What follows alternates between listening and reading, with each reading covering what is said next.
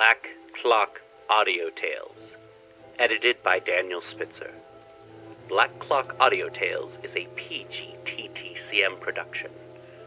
Join us in our exploration of old ghost stories, supernatural fiction, horror tales, folk tales, fantasy, the gothic tradition, weird tales, and cosmic horror. Look for the podcast Behind the Loose Brick on the north end of the Black Clock Tower, or wherever you find your podcasts. We suggest Podbean or Apple Podcasts. Help keep Black Clock Audio Tales running smoothly by donating $5 to $10 to paypal.me/pgttcm. The title track is The Chamber by Kevin MacLeod. Find us on the web at pgttcm.com and at Black Clock Audio on Instagram, Twitter, and the Facebook, and Black Clock Audio Tales on YouTube. Welcome to Black Clock Audio Tales.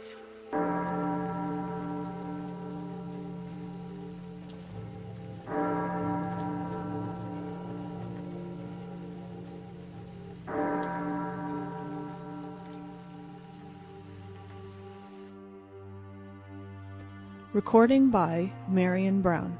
The Haunted House by Charles Dickens. Chapter 1. The Mortals in the House. Under none of the accredited ghostly circumstances, and environed by none of the conventional ghostly surroundings, did I first make acquaintance with the house which is the subject of this Christmas piece. I saw it in the daylight with the sun upon it. There was no wind, no rain, no lightning, no thunder, no awful or unwonted circumstance of any kind to heighten its effect. More than that, I had come to it direct from a railway station. It was not more than a mile distant from the railway station, and as I stood outside the house, looking back upon the way I had come, I could see the goods train running smoothly along the embankment in the valley.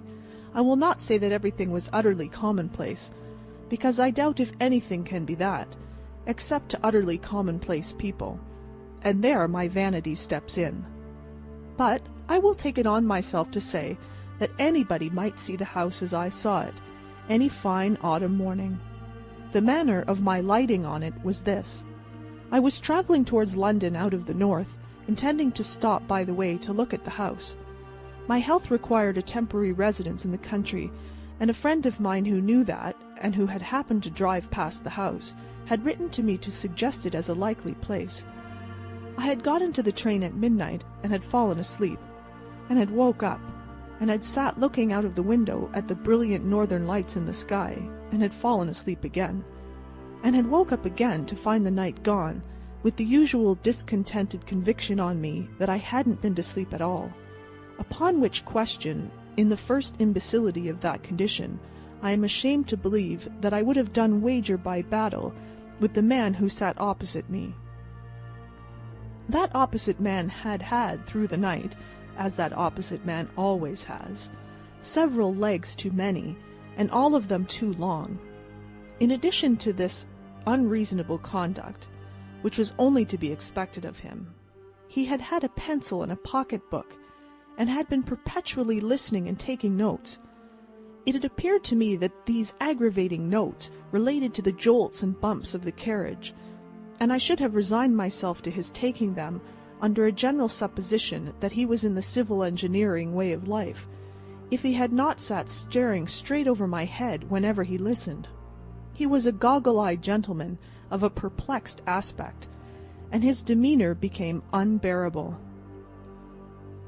It was a cold, dead morning, the sun not being up yet, and when I had outwatched the paling light of the fires of the iron country, and the curtain of heavy smoke that hung at once between me and the stars, and between me and the day, I turned to my fellow traveller and said, "I beg your pardon, sir, but do you observe anything particular in me?"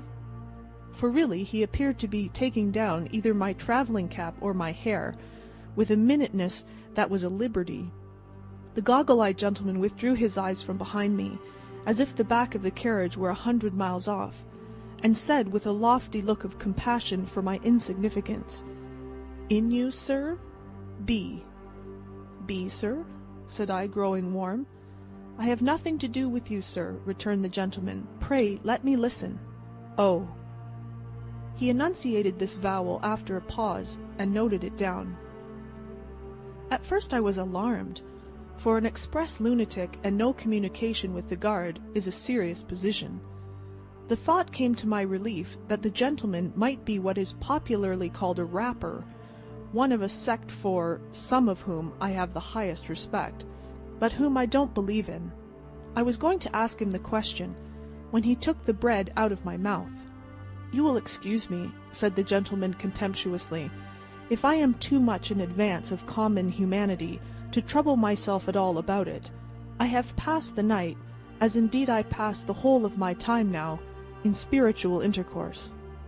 "Oh," said I, somewhat snappishly. "The conferences of the night began," continued the gentleman, turning several leaves of his notebook, "with this message: 'Evil communication corrupt good manners.'" "Sound," said I, "but absolutely new?" "New from spirits," returned the gentleman. I could only repeat my rather snappish "oh," and ask if I might be favoured with the last communication. "A bird in the hand," said the gentleman, reading his last entry with great solemnity, "is worth 2 in the Bosh." "Truly I am of the same opinion," said I, "but shouldn't it be bush?" "It came to me Bosh," returned the gentleman. The gentleman then informed me that the spirit of Socrates had delivered this special revelation in the course of the night. "My friend, I hope you are pretty well. There are 2 in this railway carriage. How do you do?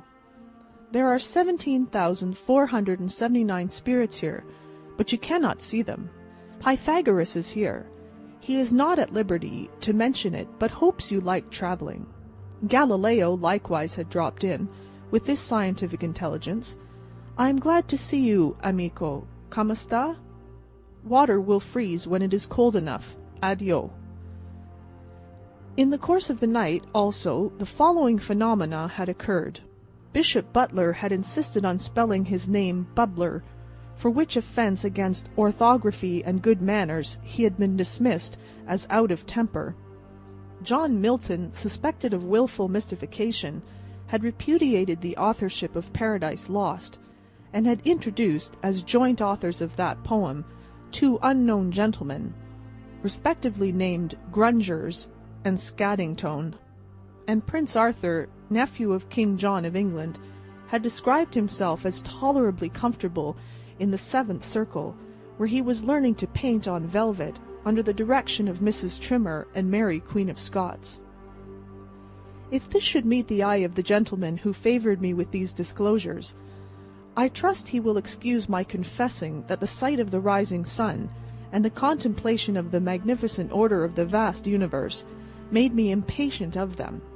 In a word, I was so impatient of them that I was mightily glad to get out at the next station, and to exchange these clouds and vapours for the free air of heaven. By that time it was a beautiful morning. As I walked away among such leaves as had already fallen from the golden brown and russet trees, and as I looked around me on the wonders of creation, and thought of the steady, unchanging, and harmonious laws by which they are sustained, the gentleman's spiritual intercourse seemed to me as poor a piece of journey work as ever this world saw. In which heathen state of mind I came within view of the house, and stopped to examine it attentively. It was a solitary house, standing in a sadly neglected garden, a pretty even square of some 2 acres.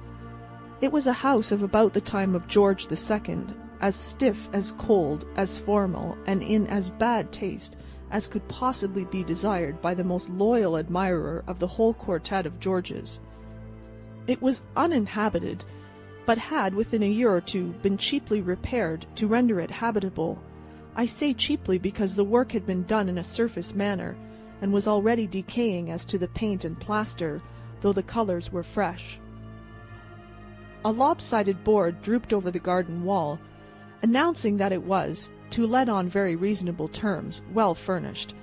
It was much too closely and heavily shadowed by trees, and in particular there were 6 tall poplars before the front windows, which were excessively melancholy, and the site of which had been extremely ill chosen. It was easy to see that it was an avoided house, a house that was shunned by the village, to which my eye was guided by a church spire some half a mile off, a house that nobody would take, and the natural inference was that it had the reputation of being a haunted house. No period within the 24 hours of day and night is so solemn to me as the early morning.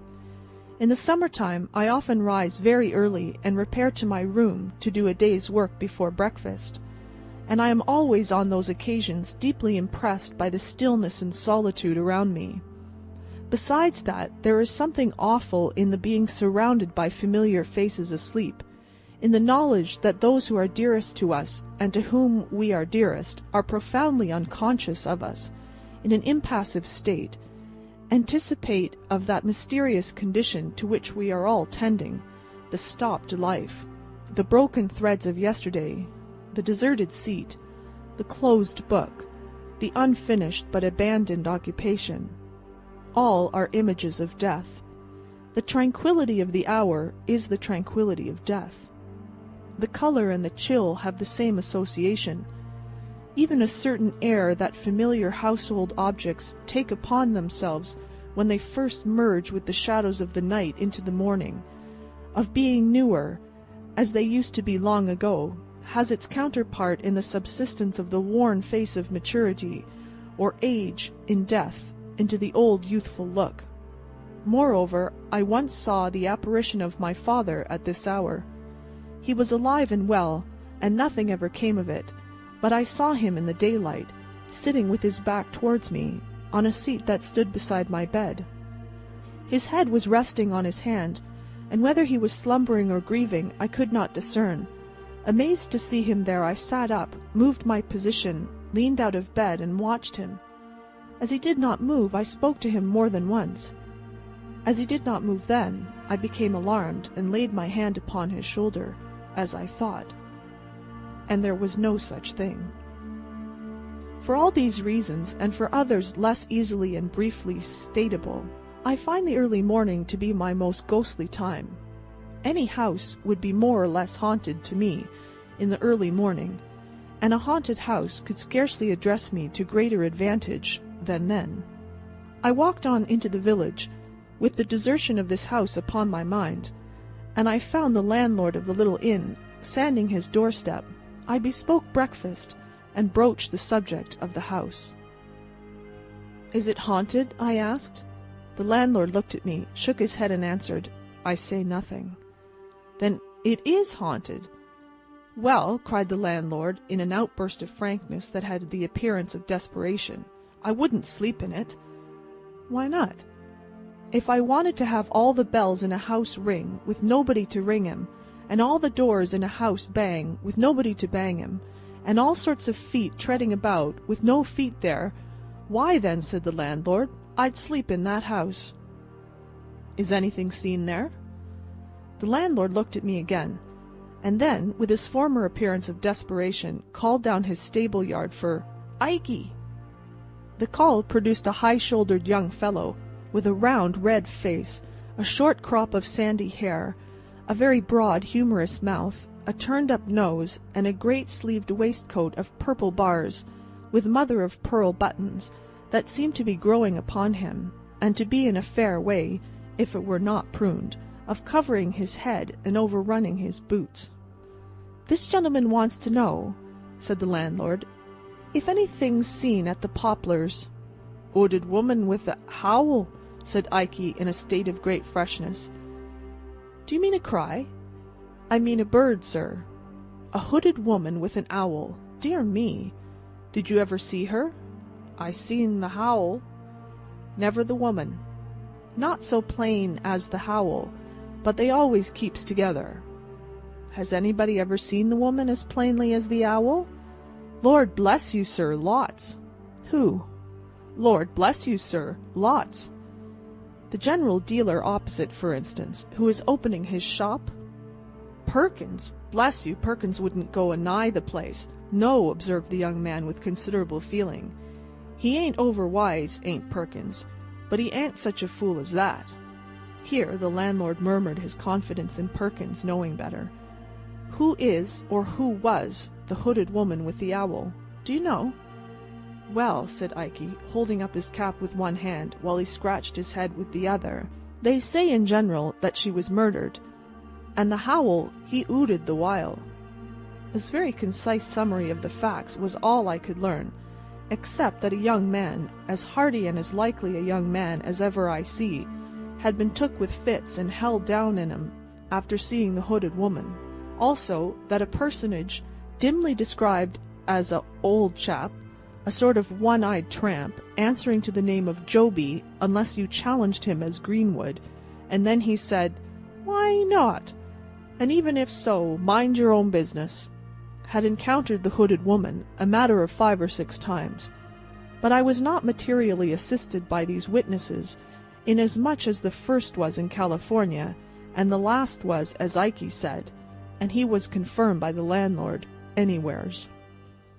Now, although I regard with a hushed and solemn fear the mysteries between which and this state of existence is interposed the barrier of the great trial and change that fall on all the things that live, and although I have not the audacity to pretend that I know anything of them, I can no more reconcile the mere banging of doors, ringing of bells, creaking of boards, and such like insignificances, with the majestic beauty and pervading analogy of all the divine rules that I am permitted to understand, that I have been able, a little while before, to yoke the spiritual intercourse of my fellow traveller in the chariot of the rising sun.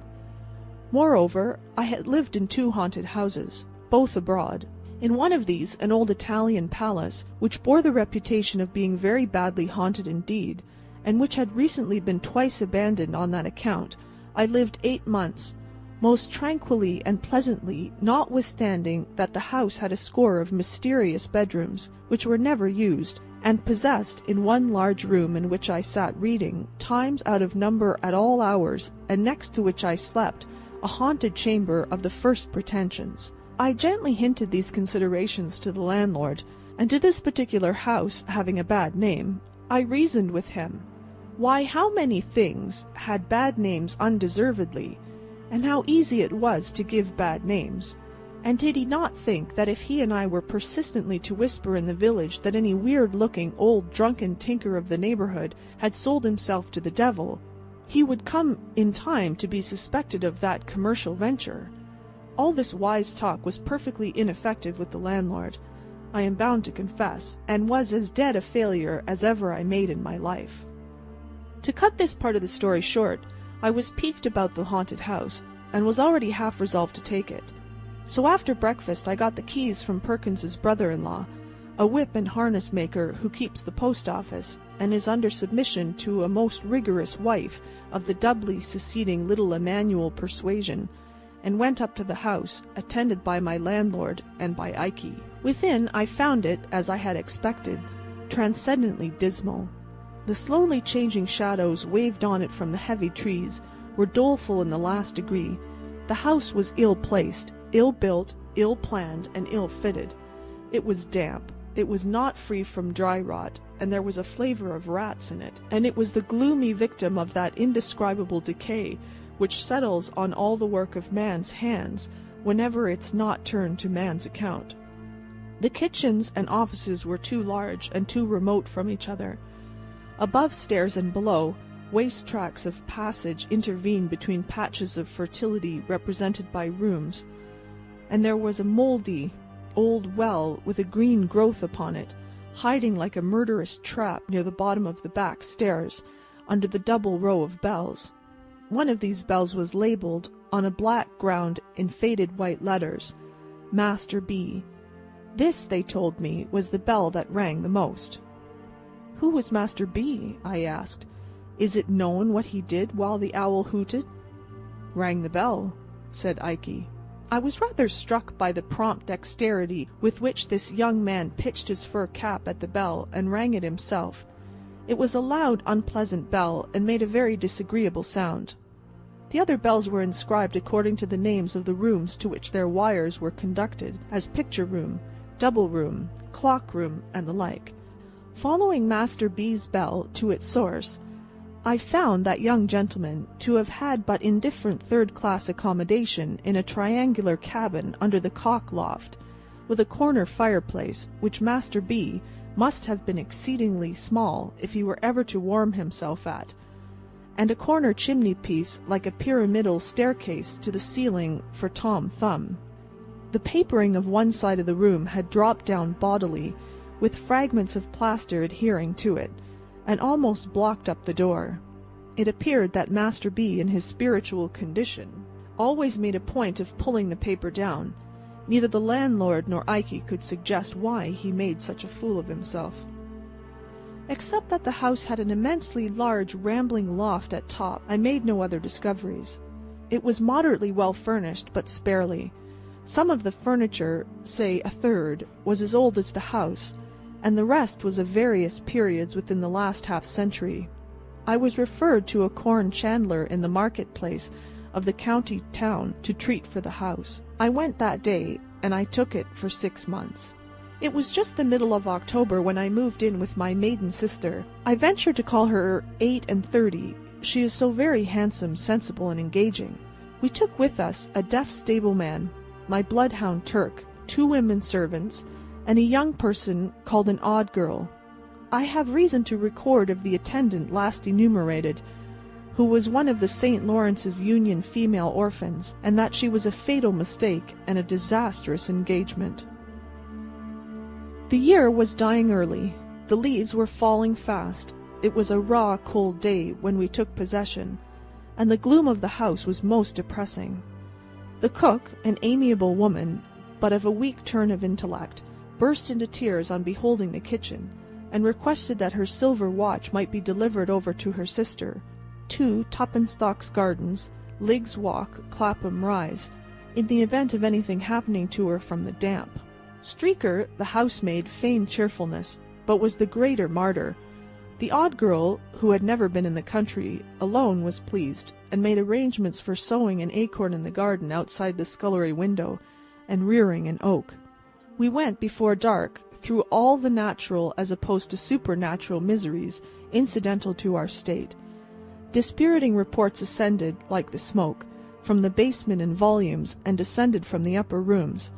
There was no rolling pin, there was no salamander, which failed to surprise me, for I don't know what it is.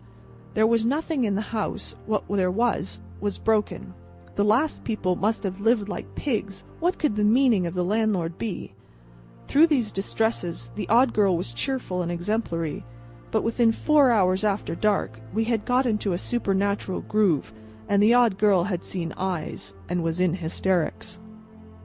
My sister and I had agreed to keep the haunting strictly to ourselves, and my impression was, and still is, that I had not left Ikey, when he helped to unload the cart, alone with the women, or any of them for 1 minute. Nevertheless, as I say, the odd girl had seen eyes. No other explanation could ever be drawn from her. Before 9, and by 10 o'clock, had had as much vintage applied to her as would pickle a handsome salmon. I leave a discerning public to judge of my feelings, when, under these untoward circumstances, at about 10:30 o'clock, Master B.'s bell began to ring in a most infuriated manner, and Turk howled until the house resounded with his lamentations. I hope I may never again be in a state of mind so unchristian as the mental frame in which I lived for some weeks respecting the memory of Master B.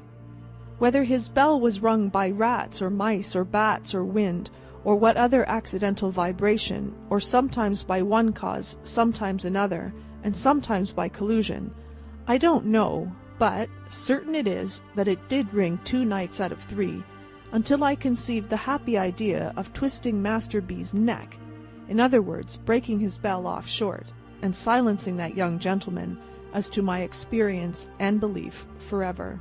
But by that time the odd girl had developed such improving powers of catalepsy that she had become a shining example of that very inconvenient disorder. She would stiffen like a Guy Fawkes endowed with unreason on the most irrelevant occasions, I would address the servants in a lucid manner, pointing out to them that I had painted Master B.'s room and balked the paper, and taken Master B.'s bell away and balked the ringing, and if they could suppose that that confounded boy had lived and died to clothe himself with no better behaviour than would most unquestionably have brought him with the sharpest particles of a birch broom into close acquaintance in the present imperfect state of existence, could they also suppose a mere poor human being, such as I was, capable of these contemptible means of counteracting and limiting the powers of the disembodied spirits of the dead, or of any spirits, I say I would become emphatic and cogent, not to say rather complacent, in such an address, when it would all go for nothing by reason of the odd girl suddenly stiffening from the toes upward, and glaring among us like a parochial petrifaction. Streaker, the housemaid, too, had an attribute of a most discomfiting nature. I am unable to say whether she was of an unusually lymphatic temperament, or what else was the matter with her, but this young woman became a mere distillery for the production of the largest and most transparent tears I have ever met with. Combined with these characteristics was a peculiar tenacity of hold in these specimens, so that they didn't fall but hung upon her face and nose. In this condition, and mildly and deplorably shaking her head, her silence would throw me more heavily than the admirable Crichton could have done in a verbal disputation for a purse of money. Cook, likewise, always covered me with confusion, as with a garment, by neatly winding up the session with the protest that the 'ouse was wearing her out, and by meekly repeating her last wishes regarding her silver watch. As to our nightly life, the contagion of suspicion and fear was among us. There is no such contagion under the sky. Hooded woman? According to the accounts, we were in a perfect convent of hooded women. Noises? With that contagion downstairs, I myself have sat in the dismal parlour listening, until I have heard so many and such strange noises that they would have chilled my blood if I had not been warned by dashing out to make discoveries. Try this in bed, in the dead of the night. Try this at your own comfortable fireside, in the life of the night. You can fill any house with noises, if you will, until you have a noise for every nerve in your nervous system. I repeat, the contagion of suspicion and fear was among us, and there is no such contagion under the sky. The women, their noses in a chronic state of excoriation from smelling salts, were always primed and loaded for a swoon, and ready to go off with hair triggers. The two elder detached the odd girl on all expeditions that were considered doubly hazardous, and she always established the reputation of such adventures by coming back cataleptic. If Cook or Streaker went overhead after dark, we knew we should presently hear a bump on the ceiling, and this took place so constantly that it was as if a fighting man were engaged to go about the house, administering a touch of his art, which I believe is called the auctioneer, to every domestic he met with. It was in vain to do anything.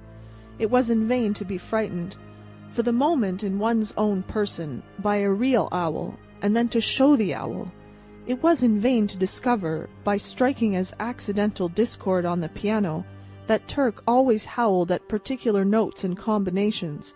It was in vain to be a Rhadamanthus with the bells, and if an unfortunate bell rang without leave, to have it down inexorably and silence it. It was in vain to fire up chimneys, let torches down the well, charge furiously into suspected rooms and recesses. We changed servants, and dejectedly said to my sister, "We changed servants, and it was no better."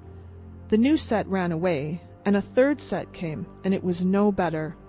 At last our comfortable housekeeping got to be so disorganized and wretched that I one night dejectedly said to my sister, "Paddy, I begin to despair of our getting people to go on with us here. I think we must give this up." My sister, who was a woman of immense spirit, replied, "No, John, don't give it up. Don't be beaten, John. There is another way." "And what is that?" said I. "John," returned my sister, "if we are not to be driven out of this house, and that for no reason whatever that is apparent to you or me, we must help ourselves and take the house wholly and solely into our own hands. "But the servants," said I. "Have no servants," said my sister boldly. Like most people in my grade of life, I had never thought of the possibility of going on without these faithful obstructions. The notion was so new to me when suggested that I looked very doubtful. "We know they come here to be frightened and infect one another, and we know they are frightened and do infect one another," said my sister. "With the exception of Bottles," I observed in a meditative tone. "The deaf stableman. I kept him in my service, and still keep him, as a phenomenon of moroseness not to be matched in England." "To be sure, John," assented my sister, "except Bottles. And what does that go to prove? Bottles talks to nobody, and hears nobody, unless he is absolutely roared at. And what alarm has Bottles ever given or taken? None." This was perfectly true, the individual in question having retired every night at 10 o'clock to his bed over the coach-house, with no other company than a pitchfork and a pail of water. That the pail of water would have been over me and the pitchfork through me if I had put myself without announcement in Bottles' way after that minute, I had deposited in my own mind as a fact worth remembering. Neither had Bottles ever taken the least notice of any of our many uproars. An imperturbable and speechless man, he had sat at his supper with Streaker present in a swoon, and the old girl Marble, and had only put another potato in his cheek, or profited by the general misery to help himself to beefsteak pie. "And so," continued my sister, "I exempt Bottles, and considering, John, that the house is too large and perhaps too lonely to be well kept in hand by Bottles, you and me, I propose that we cast about among our friends for a certain selected number of the most reliable and willing, form a society here for 3 months, wait upon ourselves and one another, live cheerfully and socially, and see what happens." I was so charmed with my sister that I embraced her on the spot, and went into her plan with the greatest ardour. We were then in the 3rd week of November, but we took our measures so vigorously, and were so well seconded by the friends in whom we confided, that there was still a week of the month unexpired, when our party all came down together merrily, and mustered in the haunted house. I will mention in this place 2 small changes that I made while my sister and I were yet alone. It occurring to me as not improbable that Turk howled in the house at night, partly because he wanted to get out of it, I stationed him in his kennel outside, but unchained, and I seriously warned the village that any man who came in his way must not be expected to leave him without a rip in his own throat. I then casually asked Ikey if he were a judge of a gun. On his saying, "Yes, sir, I knows a good gun when I sees her," I begged the favour of his stepping up to the house and looking at mine. "She's a true one, sir," said Ikey, after inspecting a double-barrelled rifle that I had bought in New York a few years ago. "No mistake about her, sir." "Ikey," said I, "don't mention it. I have seen something in this house."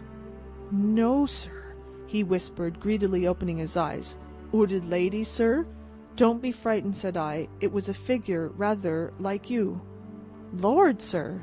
"Ikey," said I, shaking hands with him warmly, as I may say affectionately, "if there is any truth in these ghost stories, the greatest service I can do you is to fire at that figure, and I promise you by heaven and earth I will do it with this gun if I see it again."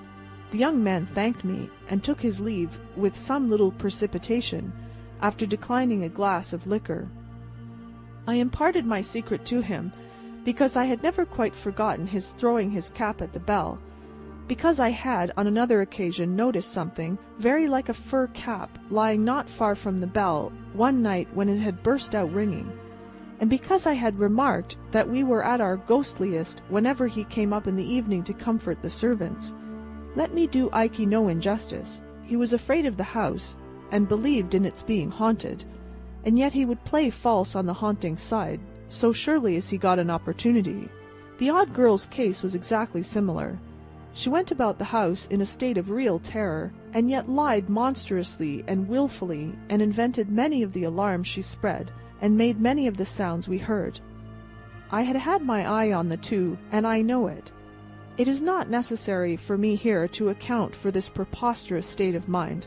I content myself with remarking that it is familiarly known to every intelligent one who has had fair medical, legal, or other watchful experience, that it is as well established and as common a state of mind as any with which observers are acquainted, and that it is one of the first elements, above all others, rationally to be suspected in, and strictly looked for, and separated from, any question of this kind.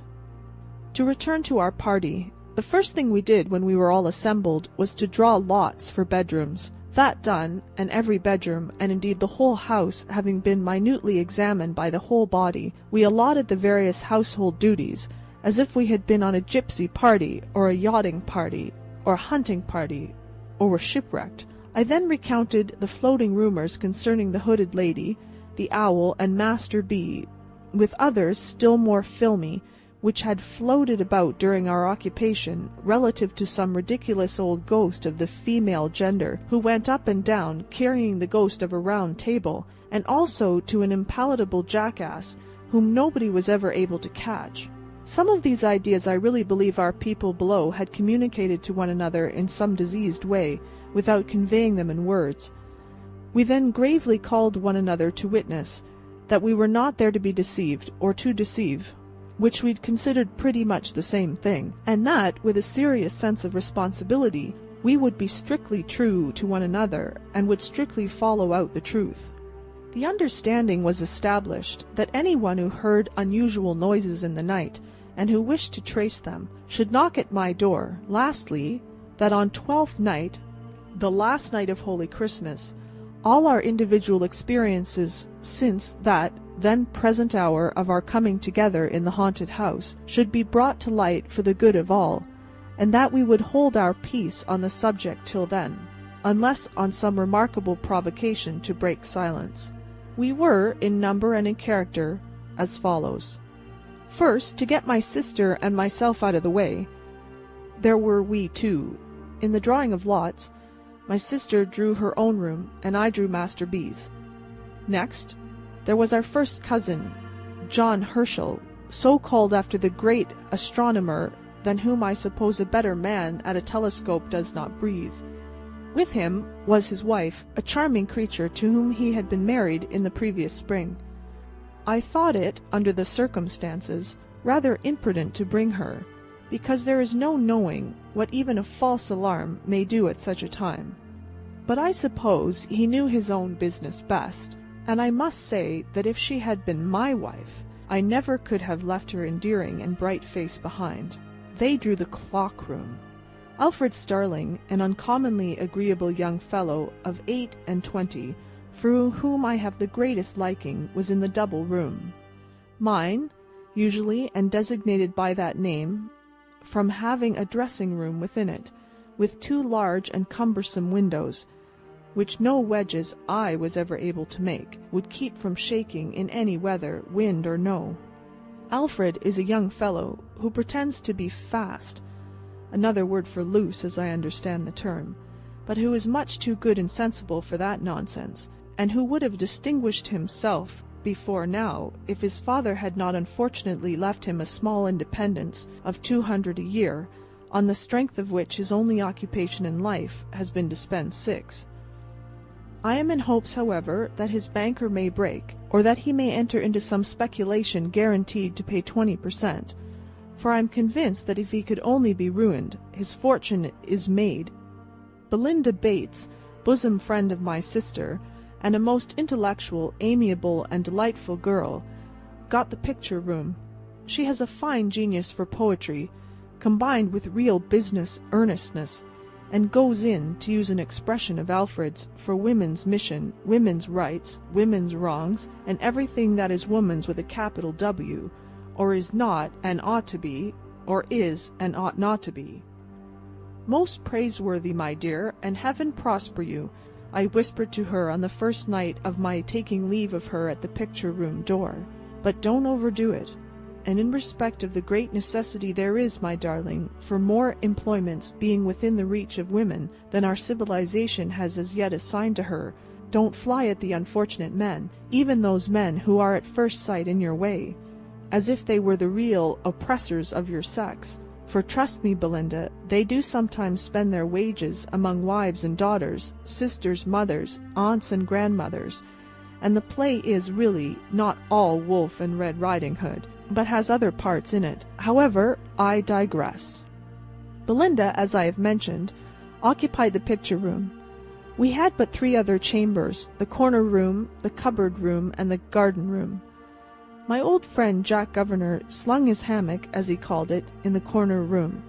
I have always regarded Jack as the finest-looking sailor that ever sailed.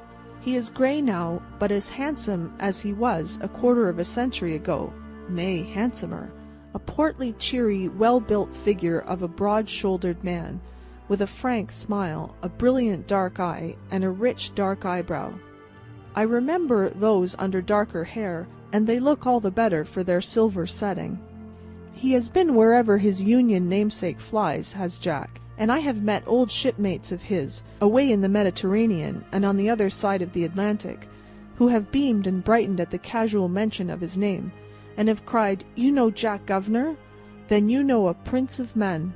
That he is, and so unmistakably a naval officer, that if you were to meet him coming out of an Eskimo snow hut in a seal skin, you would be vaguely persuaded he was in full naval uniform.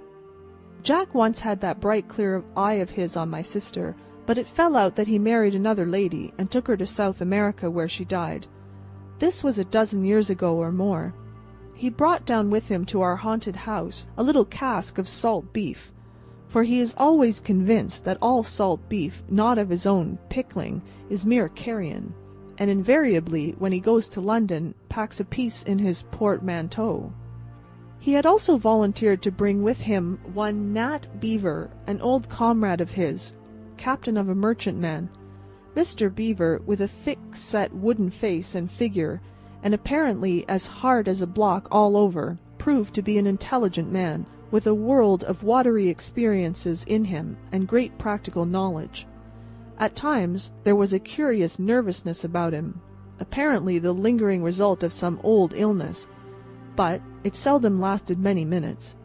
He got the cupboard room, and lay there next to Mr. Undery, my friend and solicitor, who came down in an amateur capacity to go through with it, as he said, and who plays whist better than the whole law list, from the red cover at the beginning to the red cover at the end. I never was happier in my life, and I believe it was the universal feeling among us. Jack Governor, always a man of wonderful resources, was chief cook, and made some of the best dishes I ever ate, including unapproachable curries. My sister was pastry cook and confectioner. Starling and I were cook's mate, turn and turn about, and on special occasions the chief cook pressed Mr. Beaver. We had a great deal of outdoor sport and exercise, but nothing was neglected within, and there was no ill humour or misunderstanding among us, and our evenings were so delightful that we had at least one good reason for being reluctant to go to bed. We had a few night alarms in the beginning. On the first night I was knocked up by Jack, with a most wonderful ship's lantern in his hand, like the gills of some monster of the deep, who informed me that he was going aloft to the main truck, to have the weathercock down. It was a stormy night, and I remonstrated, but Jack called my attention to its making a sound like a cry of despair, and said somebody would be hailing a ghost presently if it wasn't done.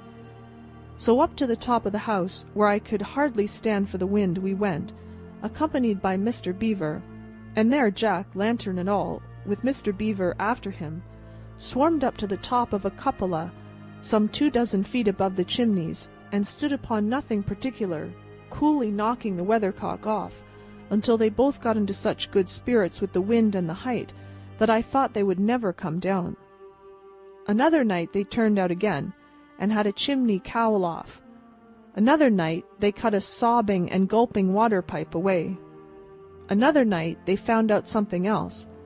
On several occasions they both, in the coolest manner, simultaneously dropped out of their respective bedroom windows, hand over hand by their counterpanes, to overhaul something mysterious in the garden. The engagement among us was faithfully kept, and nobody revealed anything. All we knew was, if anyone's room were haunted, no one looked the worse for it.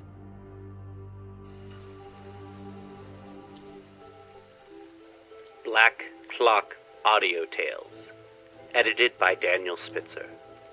Black Clock Audio Tales is a PG-TTCM production.